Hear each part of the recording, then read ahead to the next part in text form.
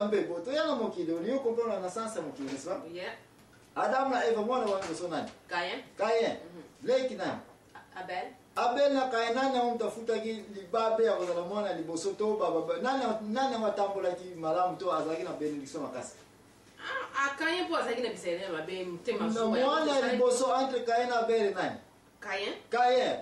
Tala makamba Caïn ela tala benediction ni Caïn azana par rapport na Esau. Et par rapport à nani na Abel, n'est-ce pas? Bon, to ya siko na kaya Abraham, hein? Ba na we mwana liboso nani? Ismaël, ya mi bale nani? Isaac. Comparez moi liboso Ismaël na Isaac. Nani na mtu azako zwa bénédiction papa nani na héritier na kata libota oyo. Bon, Isaac ko ba benga, Ismaël ko ba benga. Nazana ta explication, nazana ta ya yo o confirmer kaka nani mwana liboso, peut to comparer na mo ba na musu azako nani. OK. N'est-ce pas? Nani susu? Nani susu? Jacob. Pesa ngabana Jacob mwana liboso nani? Celui te otali na Esau mwana liboso, n'est-ce pas? Jacob mwana mbale. Ozana problème à comprendre que Jacob a qui mieux béni que ya na Esau. To ya na bana ya nani? Ya Jacob yemoko. Les 12 tribus israéliens, n'est-ce pas? Pas 12 tribus, n'est-ce pas? To za bana Israël. Joseph na Banana 12 bana nyoso klasi ba ondenge nyoso lingelinga yebisanga mwana liboso par rapport à Joseph par rapport à Benjamin nani mtala akikuna liboso. Donc Joseph mtazwa yiko Mais Joseph aza mwana ya 40e na classement ya bana ya Jacob to yako za nani olinsusu bana Joseph merci Joseph aza bana mbala bota ina égyptienne Ephraim na Manasa. Comparer Ephraim na Manasa. Leki mtazwa kinini?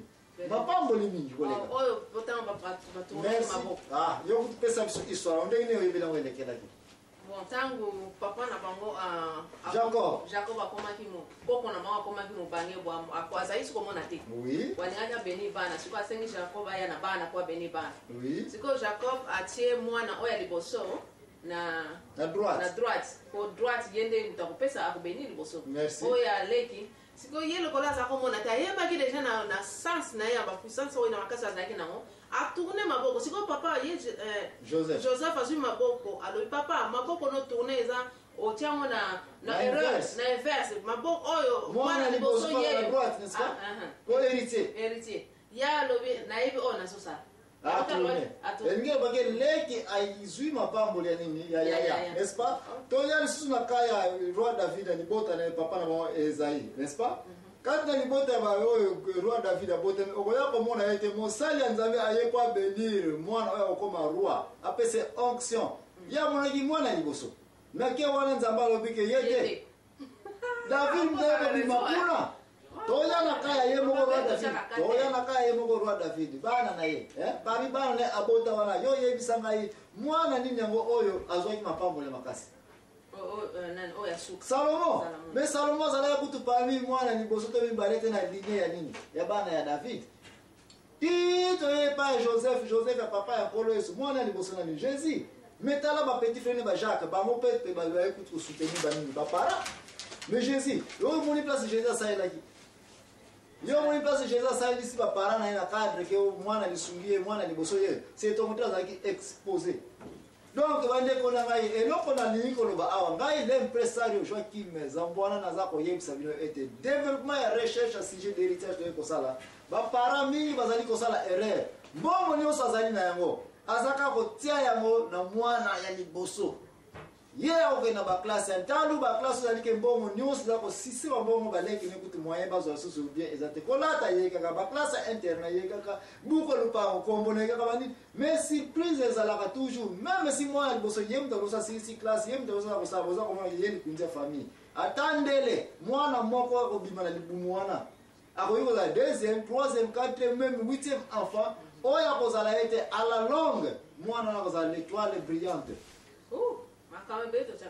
droit d'héritage frère na sœur na ngai frère na ngai mzuza ko landa ngai tika ko pona bana en fonction mwana oyo yem to ko zwa nini oyo yem to ko tika na oyo yem to zali kunzia famille décision nzambe ezali abattre mais surtout je regrette ce que za mwana liboso ko tenter ko challenger biso mena ko yebisa yo kaka kele na société na ville ovandi na village ovandi na ba famille oyebi mais quand il peut analyser chaque libumu oyebi zwa mwana liboso natamba zana na école te bana mikete natamba bani ko kuma ba aya ke responsabilité na bango ataki ba para ba bani pe ko bima ekoki okoya ko mona ete mwana o ba lobela kete yeli kunzia famille mwana opo mwana liboso zéro yete mzaka étoile ndako yete mzaka étoile la famille.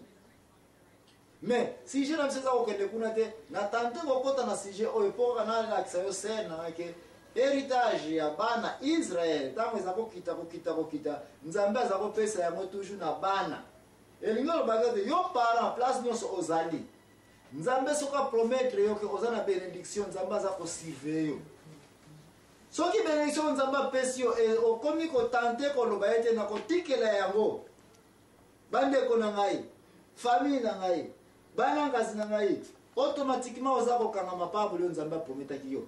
Parce que tout a eu la première partie na biso twa koloba nini ke Abraham atanta ko tika mapambo na epa nani epa ya mwana kasne Lot Eshua place moko te na Bible frère na ngai na okuta place ezali ke mutu atanta ko za mapambo li bongo héritage apesa na bana na yete na pesa na petit frère na ye qui est yango lo baki définition famille na selon tribu na bino ki aje ko pesa na famille na ebande ko na eba sœur na eba nkazi na ye biloko na Bible to moni yango te ezalité et o nyonso atanta ko sala biloko nde mwana soki a regretter na tango azali vivant mais du moins akufi soki ba wiko la musaya ko tala makambo tika ko remplacer na libota na ye ako regretter ya ko tika na biloko na batu mususu ki yebata ni banda soki to yebata ni banda définition famille pa na nzambe ezali papa mama et soki ba boti bana ozala ni kama na place wana. Non, ndengo lobi soki balamuki bayaka ko regretter po batango bamoni makambo bazosala babana tiki mais batango mususu balobaka fa bakufa ke biloko ya bana. Merci ministère na ya mwana wana linga bayo awa po ozali l'activiste ozali na munoko ya bato bazangi minoko sera uti ko loba ete ba mususu bazali ete avant akufa un parent papa avant akufa biloko na o bo toucher ya moté ezali pona bana na ngai kaka n'est-ce pas ngai na sokufa na biloko na ngani so ya bana na ngabo simba eloko moko te mais ya la ya kufi et puis ba baeka ko détruire biloko wana ya po ba yebi ke mutakufa lo bakate elo bana ba merke dead body don't talk. Merci sœur na biso l'activiste Anite montant tozali kozonga nazali ko répondre question oyo mama Ani auti ko poser biso ete bongo bao bazali ke ayebaki yango a préparer famille na ye bandeko na ye ke biloko na ngabo toucher te ya bana na ngai na mwasi na ngai mais akufi et puis bato ya famille oyo bayeka ko botola biloko ya famille tant tozali kozonga ngai dem presaro Joachim nazali ko répondre yango bibliquement. Merci, nous toquons les musicates. Zamba Pablo tanto ile ko mela su mwa muke sikre na biso vanke to kwa kozonga.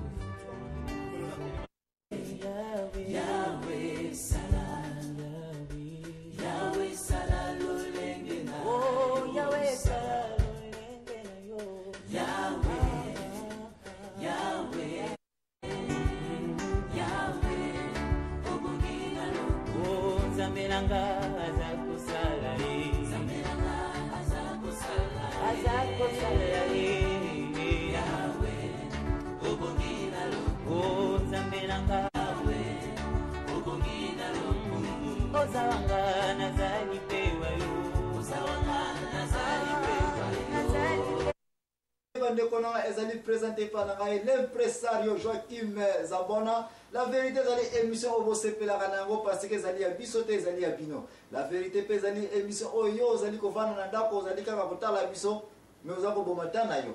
Et donc malamu oyo kosala ya kosa téléphone ya kobenga biso na 081 089 12 7 et 4. Kuna nde oya kozwa ba question pe ba réponse na yo mais surtout kuna nde oya koyebisa biso pe suggestion nino zali na mate ya mingi tozali kote ezali ko utepa na bino. Bino bato bazali ko inviter biso to développer yango. Na soir lelo azali accompagner na mama activiste Mama Annie. Mama Annie ye mutu na komona ka toujours na kolozwa minoko na bino pe alobi. Question utiko poser awa bongo bato bazala ka ete